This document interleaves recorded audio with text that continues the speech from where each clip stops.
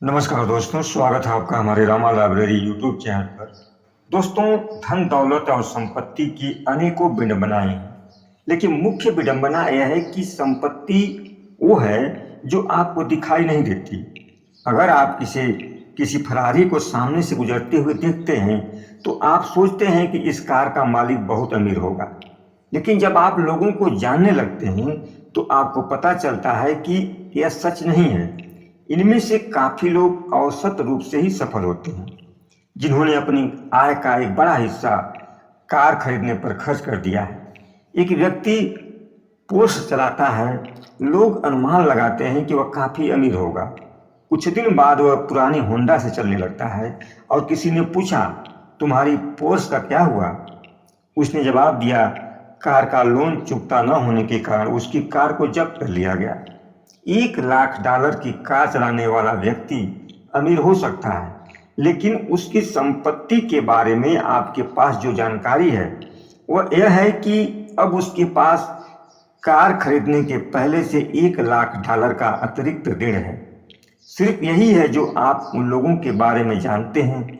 हम अक्सर जो देखते हैं उसके अनुसार संपत्ति के बारे में राय बना लेते हैं, क्योंकि वही एक जानकारी है जो हमारे सामने है। हम लोगों के बैंक खाते या ब्रोकरेज स्टेटमेंट नहीं देख सकते, इसीलिए वित्तीय सफलता को आंकने के लिए हम बाहरी दिखावट का सहारा लेते हैं। लेकिन सच यह है कि संपत्ति वह है जो आपको दिखाई नहीं देती।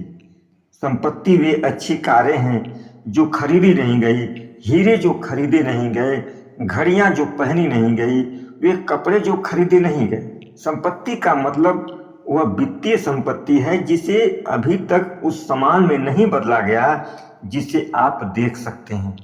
एक गायिका करोड़ों के आय के बाद भी दिवालिया हो गई और उसने अपने वित्तीय सलाहकार पर अभियोग चला दिया। उसके सलाहकार ने जवाब दिया, क्या उन्हें यह बताया जाना सच में जरूरी था कि अगर वे चीजों पर पैसा खर्च करेंगी तो उनके पास बस चीजें ही बचेंगी और पैसा नहीं? आपको इस जवाब पर हंसी आ सकती है, लेकिन इस सवाल का जवाब है हाँ, लोगों को यह बताना पड़ता है। अधिकांश लोग जब यह कहते हैं कि वे करोड़पति बनना चाहते हैं तो असल में उनके कहने का मतलब यह होता है कि मैं 1 करोड़ रुपए खर्च करना चाहूँगा, और यह करोड़पति होने का ठीक विपरीत है। निवेशक बिलमैन ने एक बार कहा था कि अमीर महसूस करने का इससे आसान तरीका और कोई नहीं है कि बढ़िया चीज़ों पर बहुत सारा पैसा खर्च किया जाए, लेकिन अमीर बनने का तरीका यह है कि आप वह पैसा खर्च करें जो आपके पास है, ना कि वह पैसा जो आपके पास है ही नहीं। यह बहुत सरल और बेहतरीन सलाह है, लेकिन ज़्यादा दूर तक काम नहीं आ सकती। समृद्ध होने का एकमात्र तरीका यह है जो पैसा आपके पास है उसे खर्च न किया जाए। यह संपत्ति संचित करने का एकमात्र तरीका है। हमें इस बात का ध्यान रखना चाहिए कि हम समृद्ध और अमीर होने के बीच का अंतर को समझ सकें।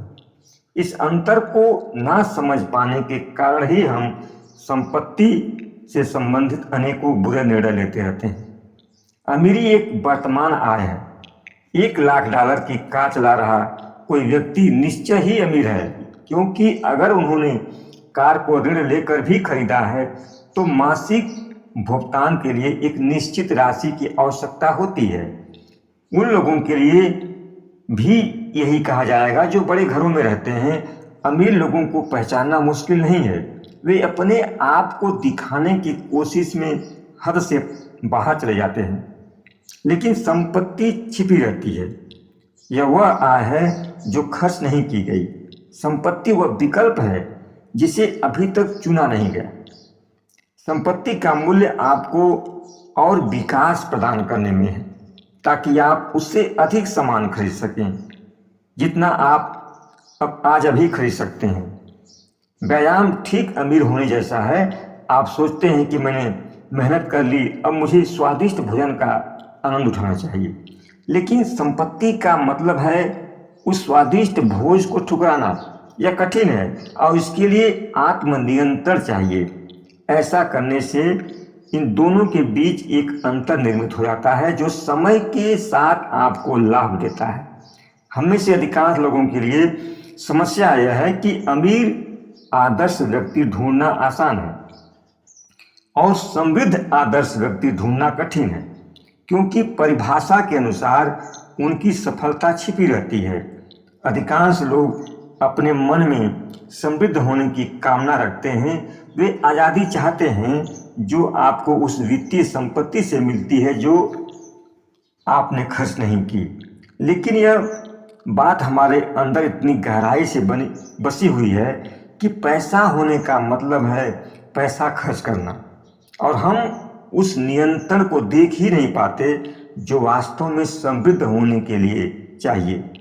और क्योंकि हम उसे देख नहीं पाते तो उससे कुछ सीखना भी कठिन है। लोग दूसरों का अनुकरण करके अच्छी तरह सीखते हैं, लेकिन संपत्ति का गुप्त स्वभाव दूसरों को देखकर उनके तौर तरीकों को सीखना मुश्किल बना देता है। रोनाल्ड रीड की मृत्यु के बाद वे लोगों के लिए वित्तीय आदर्श बन गए।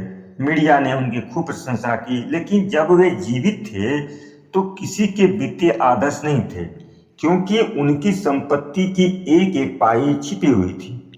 जरा सोचिए कि अगर आपने कभी महान लेखकों की किताबें न पढ़ी हो तो खुद लिखना और सीखना कितना कठिन होगा।